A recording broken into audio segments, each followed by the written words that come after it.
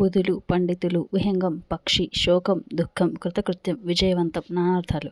అంగం అవయవం భాగం శరీరం. విహంగం పక్షి బాణం మబ్బు శ్రేయం ధర్మం శుభం మోక్షం. శిఖ సిగ కరుణ కిరణం మంట కీడు అపకారం మాలిన్యం తప్పు. పర్యాయ పదాలు పులుగులు పక్షి విహంగం అంతరంగం హృదయం మనస్సు దేహం శరీరం కాయం. వృక్షాలు బూరుహాలు క్ష్మాజాలు. ప్రకృతి వికృతులు త్యాగం త్యాగం యముడు జముడు గుణము గుణము సుఖము సుఖము. ఉత్పత్తార్థాలు అతిథి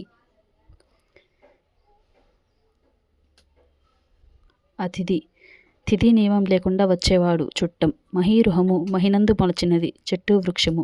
శరీరం శాశ్వతం కానిది నశించున్నది కాయం. పక్షి పక్షములు కలది విహంగం. కిరాతకునికి మరో పేరు వేటగాడు. కపోతం పురుషవాచక పదం అయితే స్త్రీవాచక పదం కపోతి.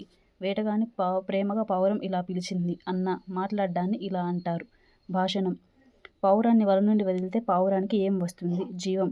పుల్లలు కాలిపోయాక ఇది మిగులుతుంది. నులి విడవక పదం అర్థం వదలక. ఈ grammar 8th class Telugu text book నుండి 13వ పాఠంలో నుంచి ఆతిథ్యం పాఠంలో